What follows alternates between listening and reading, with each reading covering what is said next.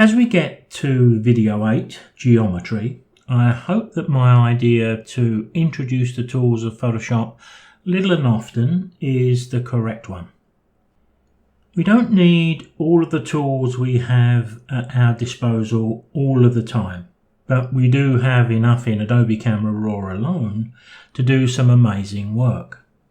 We need to remember that what we capture is not what we see, and our camera is really just a dumb machine. It does need our help to produce the best it's capable of. Now, within the geometry section of Adobe Camera Raw, we can correct levels, verticals, and the horizontals in our images. With this icon here, we can click to produce a balanced perspective, and we can always reset things with this option here. The one to the right just affects the levels, and we can see the result every time. Now, this option affects the levels and the verticals, and it does quite a good job, but it puts the corner of the old bakery close to the edge of the frame. With this icon here, we can correct the levels, verticals, and the horizontals. Now, it does change things quite considerably here, but we do have the opportunity to do something about that later in Photoshop, and we'll be looking at that in future videos. Let me move away from that because my favorite here is the guided option. Now, I like that option because it gives me the opportunity to set the parts of the image that I want straight. Let me give you an example. Let's click and draw a line down here because I'm telling the software I want that edge there to be straight. And let's choose this drain pipe here. I'm going to drag down there and say I want that straight too.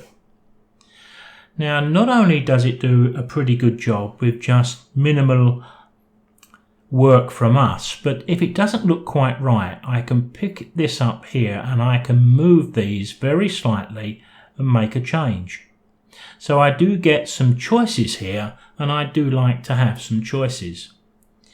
This one here, for example, if I move it a little bit that way, it gives the angle a bit more, or it makes the angle of the windows a bit more steep. So I really need to come a little bit to the right, perhaps, even a little more. And now we can see we've gone back to where he was a few moments ago. To be able to correct on the left-hand side, we've got an issue at the top. So there are always some trade-offs, so I'll move back a little bit because I think we would probably need to leave this in place.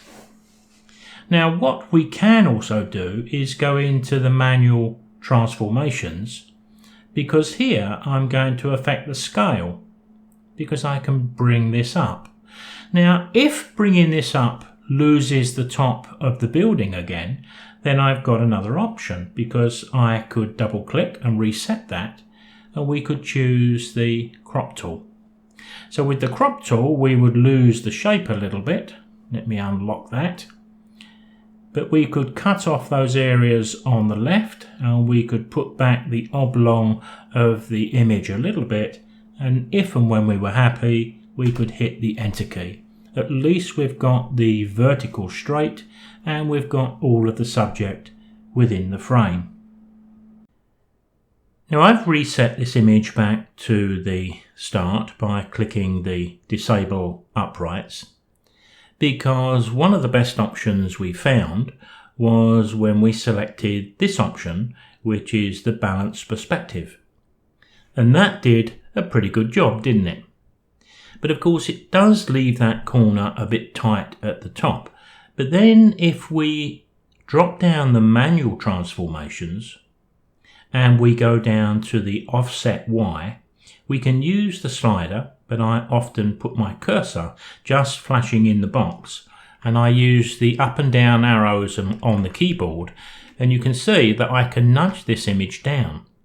So I could move that top corner a little bit away from the top edge of the image using these controls. And I could do the same with offset X, left and right, if I felt it was necessary.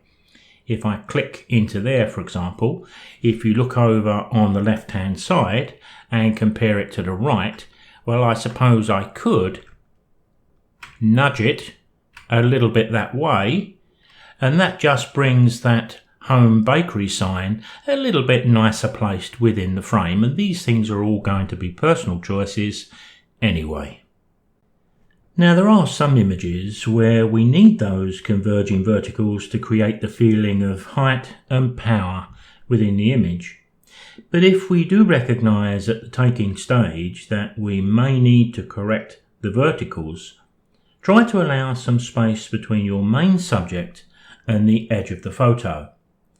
What I tend to do is to fill the frame with my content, and that's not always the best policy when we need the help of the geometry tools.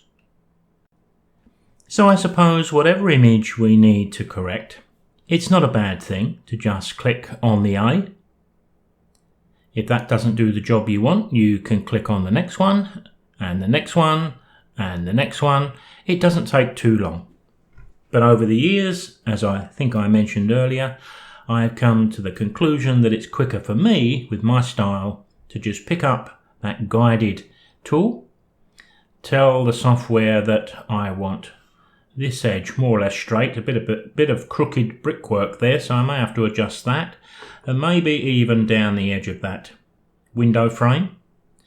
And if necessary, I could perhaps even say, can you get that straight too? And there you can see it looks quite good. I could then switch to my crop if I just wanted to take a bit off the top, but whichever way you cut it, I've got a result. Now, I think what we often find with any of the tools of Photoshop and Adobe Camera Raw is that we find something that works well for our style of photography, and we're always given, as we are here with the geometry section, with a number of different tools to help us out.